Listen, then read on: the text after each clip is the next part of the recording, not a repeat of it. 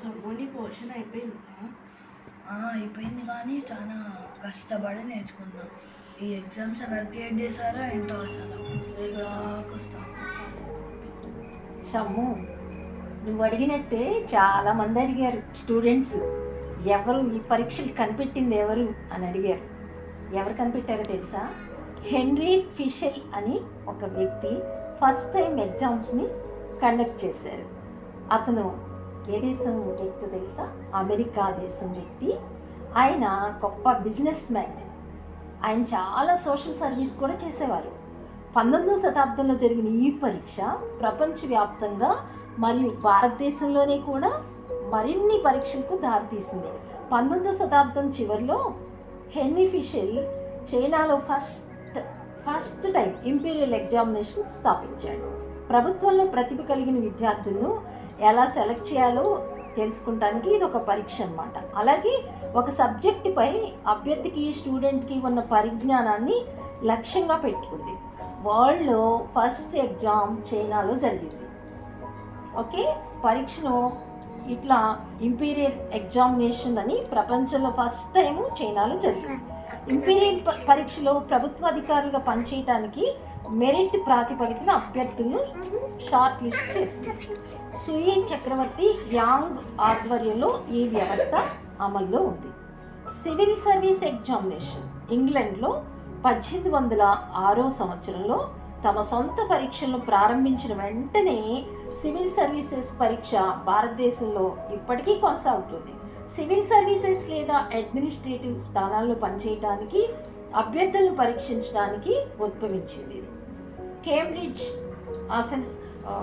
19వ శతాబ్దం చివరిలో ఆక్స్ఫర్డ్ మరియు కేంబ్రిడ్జ్ ప్రామాణిక విశ్వవిద్యాలయ పరీక్ష అయిన మరొక పరీక్షను ప్రవేశపెట్టారు. కేంబ్రిడ్జ్ అసెస్మెంట్ వాస్తవానికి పాఠశాలల్లో ప్రవేశం కోసం జెంట్స్ విద్యార్థుల కోసం, మగ విద్యార్థుల కోసం ఉద్దేశించబడింది. ఓకే, ఇందులో English, maths, Latin, history, French, German మరియు భౌగోళిక అంశాలు ఉన్నాయి. ఇలా బ్రిటిష్ వాళ్ళు భారతదేశాన్ని స్వాధీనం చేసుకున్న తర్వాత ఈస్ట్ ఇండియా కంపెనీ అధికారులు ఈ సివిల్ సర్వీస్ స్థానాలకు నియామకానికి నామినేషన్స్ వేశారు. ఇంతలో లండన్లో సివిల్ సర్వీస్ ఎగ్జామినేషన్ 1806లో ప్రారంభమైంది. ఈస్ట్ ఇండియా కంపెనీ కిరీటానికి అధికారం ఇవ్వటంతో భారతదేశంలో కూడా అదే పరీక్ష ప్రారంభమైంది. మన భారతదేశంలో కూడా ఎగ్జామ్స్ను నిర్వహిస్తున్నారు. ఓకే, కానీ ఈ ఎగ్జామ్స్ ఎక్కడి నుంచి ప్రారంభమయ్యాయో తెలుసా? ఎలా? అసలు ఫస్ట్ టైం మనకి ఈ పరీక్షలు మనకి ప్రవేశపెట్టడం కంటే ముందు బైబిల్లో దేవుడు పరీక్ష పెట్టాడు కదా. ఆ పరీక్ష చాలామంది తన భక్తులకు పరీక్ష పెట్టాడు. అబ్రహాముకు పెట్టాడు. ఎంత గొప్ప పరీక్ష పెట్టాడు! ఆ పరీక్షలో పాస్ అయ్యాడు కదా. అయితే అబ్రహాం పరీక్షలో పాస్ అయినప్పుడు దేవునికి సాక్ష్యం చెప్పాడు. ఇతను అబ్రహాం గురించి మంచి సాక్ష్యం ఇచ్చాడు కదా దేవుడు. అయితే పరీక్షలోనే అసలు నిజమైన భక్తులు ఎవరో, అసలు సిసల భక్తులు ఎవరో, నకిలీ భక్తులు ఎవరో తెలిసిపోతుంది పరీక్షలో.